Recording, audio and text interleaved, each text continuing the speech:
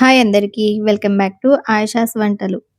ఇవాళ మీరు చూడబోయే రెసిపీ వచ్చేసి ప్రోటీన్ రిచ్ చపాతీ. మనం రోజు తినే చపాతీనే మరింత హెల్తీగా, ఎక్కువ ప్రోటీన్‌లు ఉండేటట్లుగా చిన్న పిల్లలు కూడా చాలా ఇష్టంగా తినేలా ఎలా చేయాలో ఈ వీడియోలో చూసేద్దాం. దానికోసం ముందుగా ఒక గిన్నెలోకి 2:30 కప్పుల గోధుమ పిండిని వేసుకోవాలి. తర్వాత పావు కప్పు శనగపిండిని కూడా వేసుకోవాలి. తర్వాత ఒక చిన్న సైజు ఉల్లిపాయను బాగా సన్నగా తరిగి వేసుకున్నాను. అలాగే ఒక బీట్రూట్ ఇంకా ఒక క్యారెట్‌ను బాగా సన్నగా తురిమి వేసుకోవాలి. ఆ తర్వాత ఒక టొమాటోను సన్నగా తరిగి వేసుకున్నాను. మీరు తినే కారాన్ని బట్టి పచ్చిమిరపకాయలు వేసుకోండి. తర్వాత సన్నగా తరిగిన కొత్తిమీరని వేసుకోవాలి. అలాగే రుచికి సరిపడా ఉప్పు, కొద్దిగా కారం, ఒక టేబుల్ స్పూన్ నువ్వులు, అలాగే హాఫ్ టేబుల్ స్పూన్ వామును ఇలా చేత్తో నలిపి వేసుకోవాలి. వాము డైజెషన్‌కి చాలా మంచిది. తర్వాత ఒక టేబుల్ స్పూన్ అల్లం వెల్లుల్లి పేస్ట్‌ని వేసుకోవాలి. ఇప్పుడు ఈ మొత్తాన్ని ఒకసారి బాగా కలుపుకోవాలి.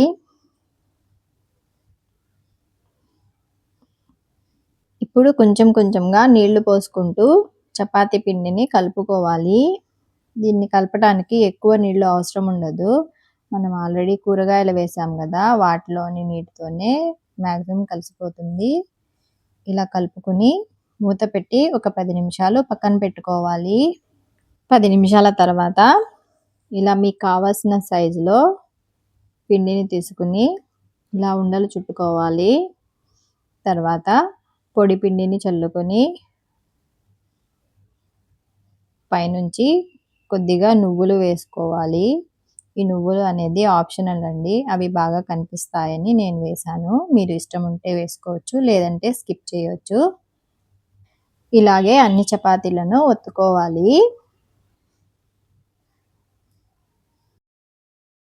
ఇప్పుడు వీటిని కాల్చుకుందాము. నేను స్టవ్ మీద ముందుగానే ప్యాన్‌ను పెట్టాను. ఇలా ఒక 2 నిమిషాలు తర్వాత రెండో వైపుకి టర్న్ చేసుకోవాలి. పైనుంచి ఇలా నెయ్యి కానీ, బటర్ కానీ ఏదైనా వేసుకోవచ్చు.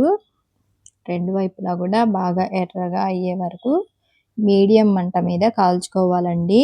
అప్పుడే రుచిగా ఉంటాయి.